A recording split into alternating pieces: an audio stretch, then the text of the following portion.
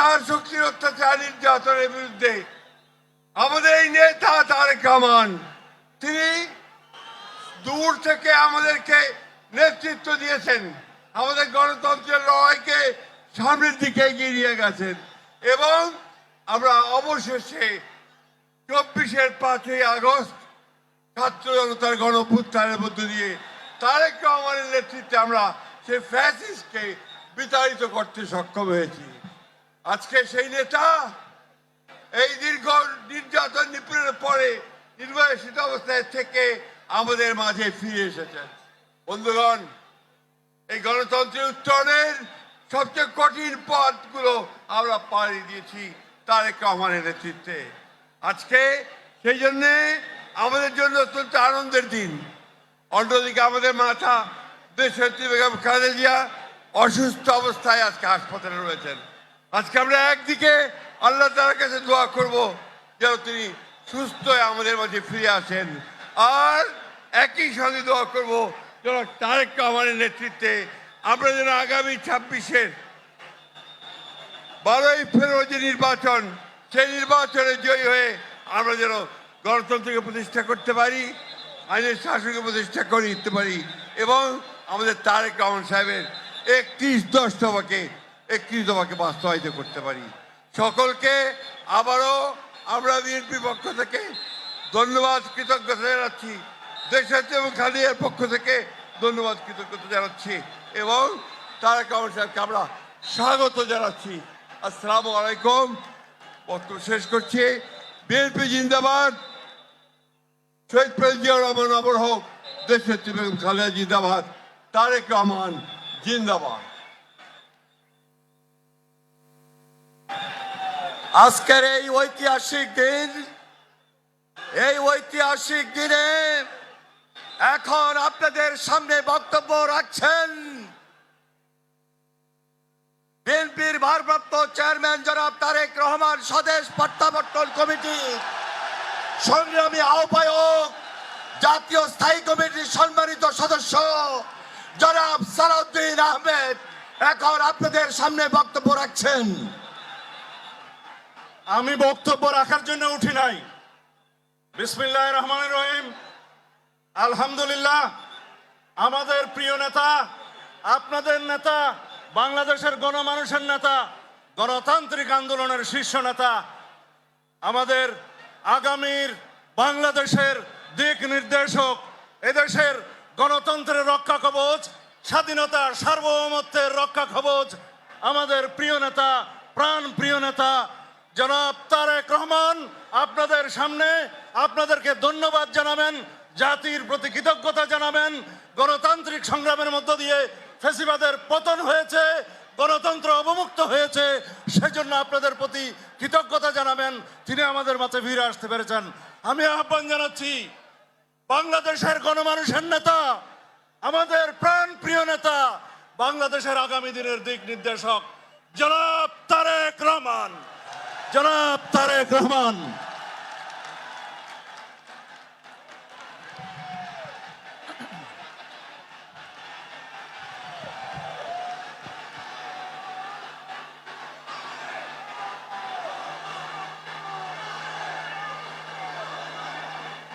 বিসমিল্লাহির রহমানির রহিম।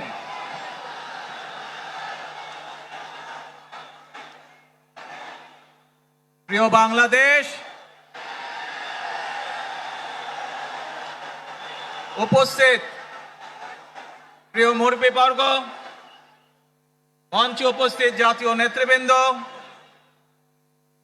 আমার সামনে উপস্থিত প্রিয় ভাই ও বোনেরা এবং মিডিয়ার মাধ্যমে সমগ্র বাংলাদেশ থেকে যারা দেখছেন এই অনুষ্ঠান, প্রিয় ভাই বোনেরা, প্রিয় মা বোনেরা, আসসালামু আলাইকুম।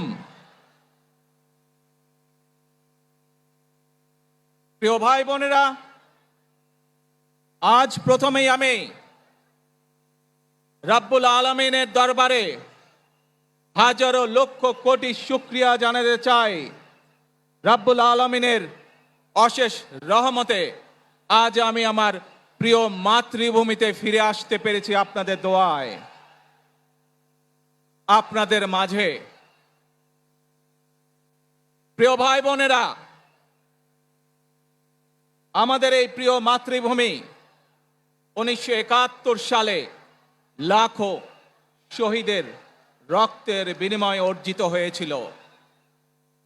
ঠিক একইভাবে 75-এ আবার 7ই নভেম্বর আধিপত্যবাদীদের হাত থেকে রক্ষার জন্য সেদিন সিপাহী জনতার বিপ্লবের মাধ্যমে আধিপত্যবাদের হাত থেকে দেশকে রক্ষা করা হয়েছিল।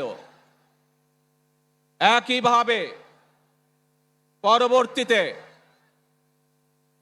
90-এ স্বৈরাচারের বিরুদ্ধে এদেশের জনগণ, এদেশের খেটে খাওয়া মানুষ তাদের গণতান্ত্রিক অধিকারকে ছিনিয়ে এনেছিল। কিন্তু তারপরেও ষড়যন্ত্রকারীদের ষড়যন্ত্র থেমে থাকেনি। আমরা তারপর দেখেছি 2024 সালে, 71 সালে এই দেশের মানুষ যেমন স্বাধীনতা অর্জন করেছিল, 2024 সালে এদেশের ছাত্র জনতা সহ সর্বস্তরের মানুষ, কৃষক, শ্রমিক, গৃহবধূ, নারী, পুরুষ, মাদ্রাসার ছাত্র সহ দলমত নির্বিশেষে, শ্রেণী পেশা নির্বিশেষে সকল মানুষ সেদিন 2024 সালের 5ই আগস্ট এই দেশের স্বাধীনতা এবং সার্বভৌমত্বকে রক্ষা করেছিল। প্রিয় ভাই বোনেরা, আজ বাংলাদেশের মানুষ কথা বলার অধিকার ফিরে পেতে চায়। তারা তাদের গণতান্ত্রিক অধিকার ফিরে পেতে চায়। বাংলাদেশের মানুষ চায় তারা তাদের যোগ্যতা অনুযায়ী ন্যায্য অধিকার পাবে। প্রিয় ভাই বোনেরা, আজ আমাদের সময় এসেছে সকলে মিলে দেশ গড়ার। এই দেশে যেমন পাহাড়ের মানুষ আছে, এই দেশে একইভাবে সমতলের মানুষ আছে। এই দেশে মুসলমান, বৌদ্ধ, খ্রিস্টান, হিন্দু সহ বিভিন্ন ধর্মের মানুষ বসবাস করে। আমরা চাই সকলে মিলে এমন একটি বাংলাদেশ গড়ে তুলব আমরা, যেই বাংলাদেশের স্বপ্ন একজন মা দেখেন, অর্থাৎ একটি নিরাপদ বাংলাদেশ আমরা গড়ে তুলতে চাই। যে বাংলাদেশে একজন নারী, একজন পুরুষ, একজন শিশু যেই হোক না কেন নিরাপদে ঘর থেকে বের হলে নিরাপদে ইনশাআল্লাহ ঘরে আবার ফিরে আসতে পারে। প্রিয় ভাই বোনেরা, এই দেশের জনসংখ্যার অর্ধেক নারী, 4 কোটিরও বেশি তরুণ প্রজন্মের সদস্য, 5 কোটির মতন শিশু,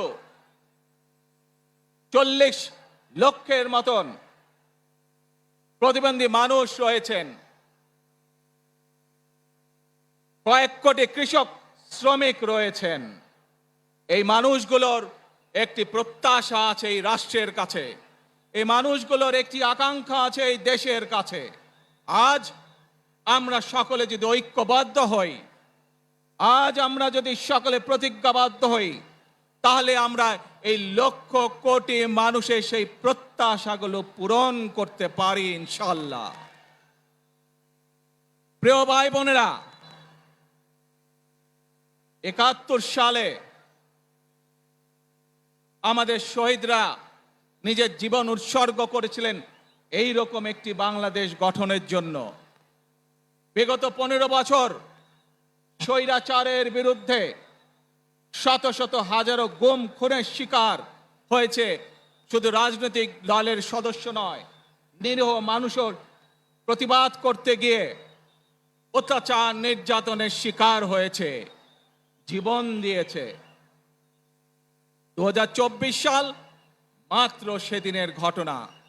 কিভাবে আমরা দেখেছি আমাদের তরুণ প্রজন্মের সদস্যরা কিভাবে নিজের জীবন উৎসর্গ করেছে দেশের এই স্বাধীনতা এবং সার্বভৌমত্বকে রক্ষা করার জন্য। প্রিয় ভাই বোনেরা, কয়েকদিন আগে এই বাংলাদেশের 24-এর আন্দোলনের এক সাহসী প্রজন্মের এক সাহসী সদস্য ওসমান হাদিকে হত্যা করা হয়েছে। ওসমান হাদি শহীদ হয়েছে।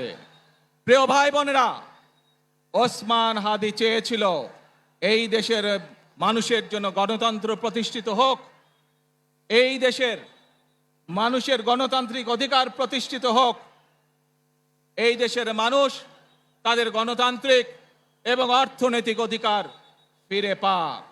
আজ 24-এর আন্দোলনে যারা শহীদ হয়েছেন, ওসমান হাদি সহ 71-এ যারা শহীদ হয়েছেন, বিগত স্বৈরাচারের সময় বিভিন্নভাবে খুন-গুমের শিকার হয়েছেন, এই মানুষগুলোর রক্তের ঋণ যদি শোধ করতে হয়, আসুন আমরা আমাদের সেই প্রত্যাশিত বাংলাদেশ গড়ে তুলব, যেখানে আমরা সকলে মিলে কাজ করব, যেখানে আমরা সকলে মিলে আমাদের প্রত্যাশিত বাংলাদেশকে গড়ে তুলব। প্রিয় ভাই বোনেরা, বিভিন্ন আধিপত্যবাদ শক্তির গুপ্তচরেরা বিভিন্নভাবে ষড়যন্ত্রে এখন লিপ্ত রয়েছে। আমাদেরকে ধৈর্যশীল হতে হবে, আমাদেরকে ধৈর্য ধারণ করতে হবে। বিশেষ করে তরুণ প্রজন্মের যে সদস্যরা আছেন, আপনারাই আগামী দিন দেশকে নেতৃত্ব দিবেন, দেশকে গড়ে তুলবেন। এই দায়িত্ব তরুণ প্রজন্মের সদস্যদেরকে আজ গ্রহণ করতে হবে, যাতে করে এই দেশকে আমরা সুন্দরভাবে গড়ে তুলতে পারি।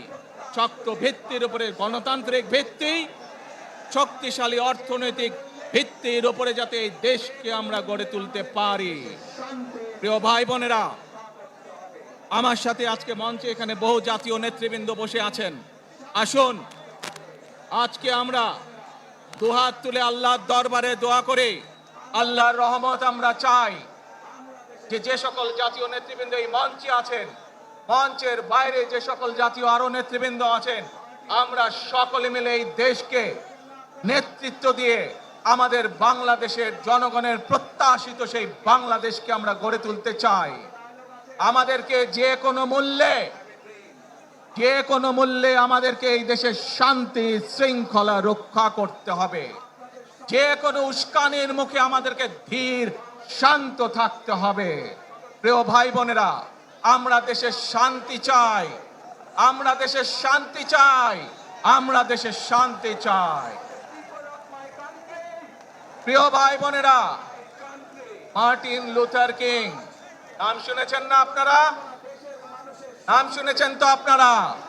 মার্টিন লুথার কিং, তার একটি বিখ্যাত ডায়লগ আছে, আই হ্যাভ এ ড্রিম। আজ এই বাংলাদেশের মাটিতে দাঁড়িয়ে আপনাদের সকলের সামনে আমি বলতে চাই, বাংলাদেশ জাতীয়তাবাদী দলের একজন সদস্য হিসাবে আপনাদের সামনে আমি বলতে চাই, I have a plan for the people of my country, for my country.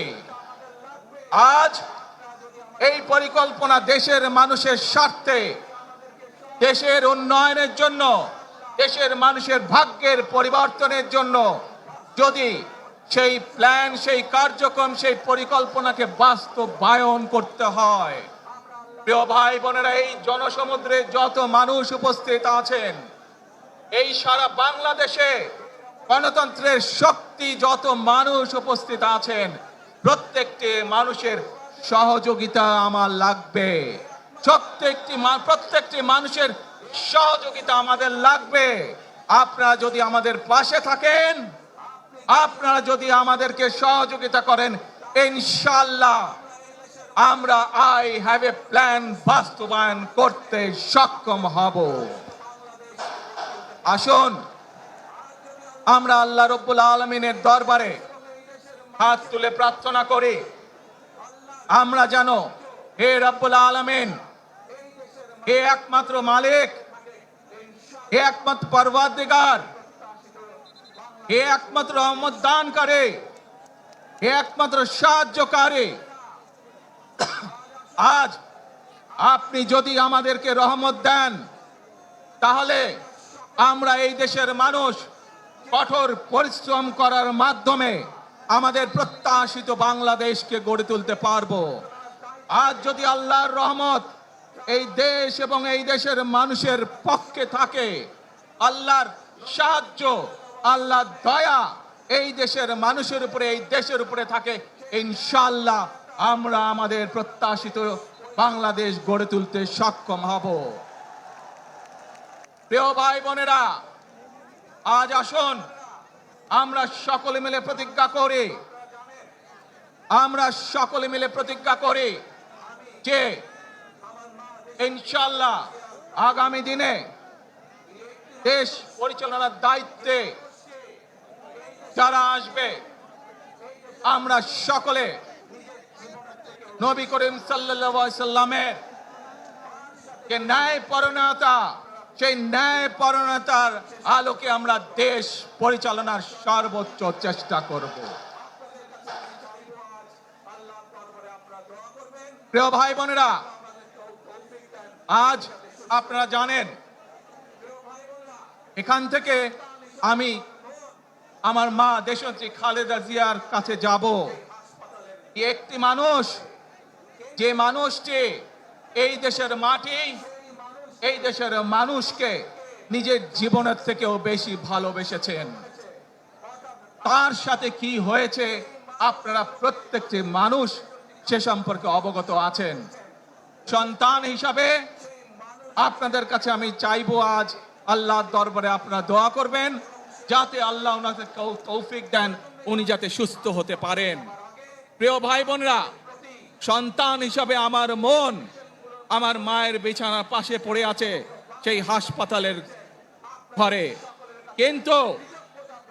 কিন্তু সেই মানুষটি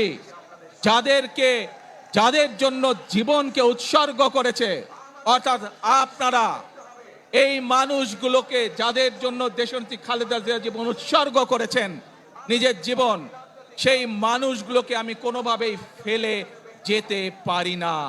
এবং সেজন্যই আজ হাসপাতালে যাবার আগে আপনাদের প্রতি সহ টেলিভিশনগুলোর মাধ্যমে যারা সমগ্র বাংলাদেশে আমাকে দেখছেন, আপনাদের সকলের কাছে কৃতজ্ঞতা প্রকাশ করার জন্য আজ আমি এখানে দাঁড়িয়েছি আপনাদের সামনে। প্রিয় ভাই বোনেরা, আসুন আমাদেরকে আজকে নিশ্চিত করতে হবে, আমরা যে ধর্মের মানুষ হই, আমরা যে শ্রেণীর মানুষ হই, আমরা যে দলেরই রাজনৈতিক দলের সদস্য হই অথবা একজন নির্দলীয় ব্যক্তি হই, আমাদেরকে নিশ্চিত করতে হবে যে কোনো মূল্যে আমরা আমাদের এই দেশের শান্তি শৃঙ্খলাকে ধরে রাখতে হবে। যে কোনো মূল্যে যে কোনো বিশৃঙ্খলাকে পরিত্যাগ করতে হবে। যে কোনো মূল্যে আমাদেরকে নিশ্চিত করতে হবে যাতে মানুষ নিরাপদ থাকতে পারে। শিশু হোক, নারী হোক, পুরুষ হোক, যে কোনো বয়স, যে কোনো শ্রেণী, যে কোনো পেশা, যে কোনো ধর্মের মানুষ যেন নিরাপদ থাকে, এই হোক আমাদের চাওয়া আজকে। প্রিয় ভাই বোনেরা, আসুন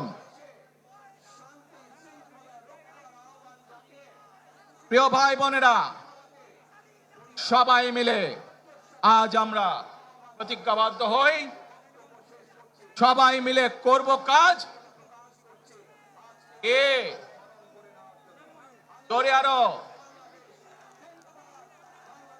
সবাই মিলে করব কাজ,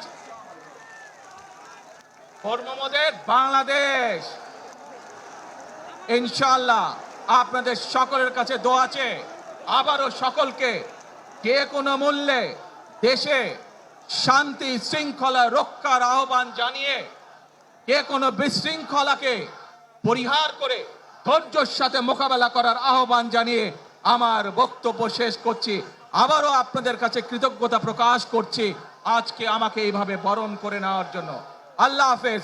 বাংলাদেশ জিন্দাবাদ, বাংলাদেশ জাতীয়তাবাদী দল জিন্দাবাদ। আসসালামু আলাইকুম।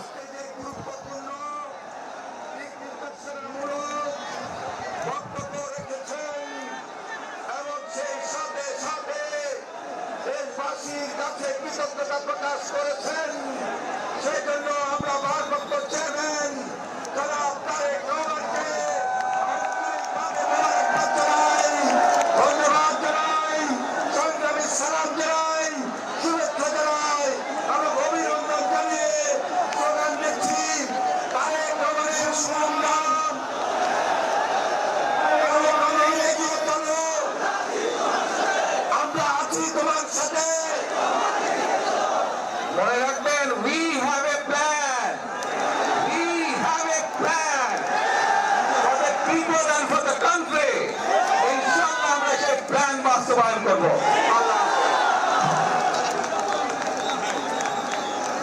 ওই নেতা আছে, সবাইকে দু হাত ধরে বলতে হবে নেতা আছে। ওই সেই নেতা তারেক রহমান, তারেক রহমান, তারেক রহমান, তারেক রহমান, তারেক রহমান, তারেক রহমান, তারেক রহমান, তারেক রহমান, তারেক রহমান, তারেক রহমান, তারেক রহমান, তারেক রহমান, তারেক রহমান,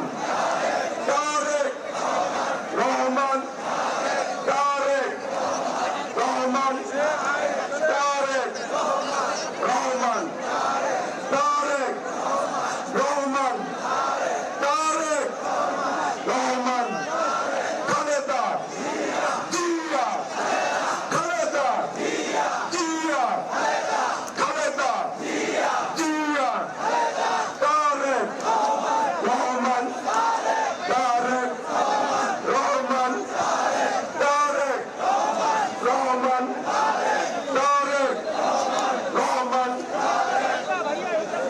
প্রিয় সমাবেশ, আমাদের পরবর্তীয় ক্লাস দলীয় ত্যাগী নেতা কর্মীর প্রতি উদাত্ত আহ্বান, ভারপ্রাপ্ত চেয়ারম্যান জনাব তারেক রহমান এই মুহূর্তে মঞ্চ থেকে তিনি নেমেছেন এবং সরাসরি এবারকার হসপিটালে যাবেন।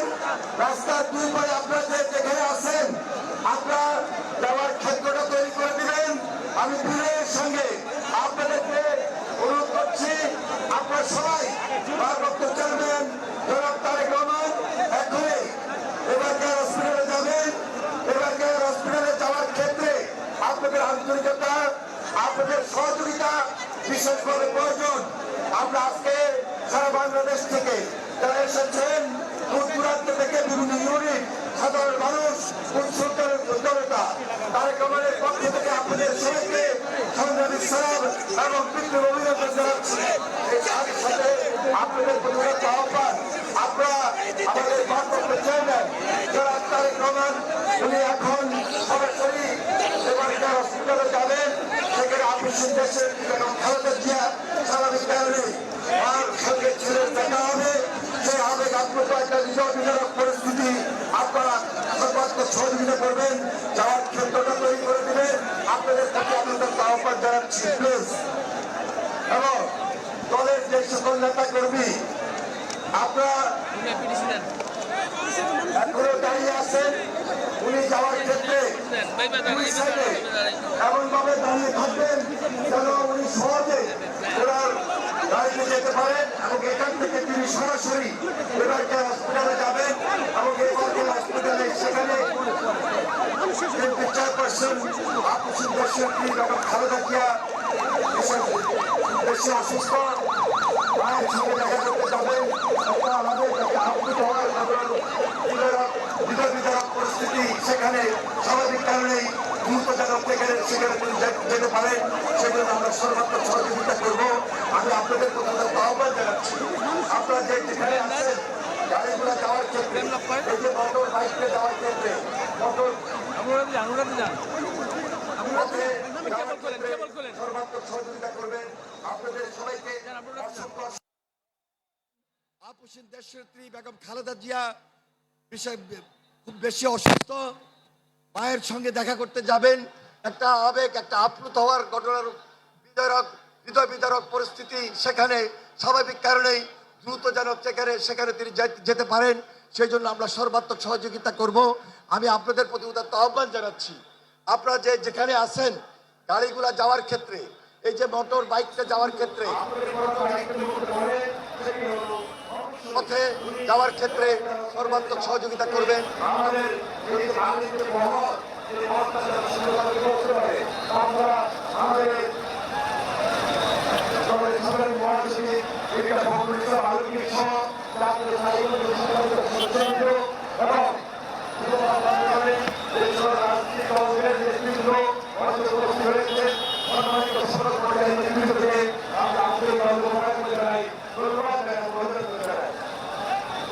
ঠিক 16 মিনিটের মতো বক্তব্য দিয়েছেন তারেক রহমান। আমরা 3:58-তে শুরু করেছিলেন শুনছিলাম, এবং তার বক্তব্যের মূল অংশ যদি আমি বলি, বাংলাদেশের কথাই তিনি কিন্তু বেশি বলেছেন। বাংলাদেশকে নতুন করে গড়ে তোলার কথা বলেছেন, এবং তার একটা ডায়লগ তিনি দিয়েছেন যে আই হ্যাভ এ প্ল্যান।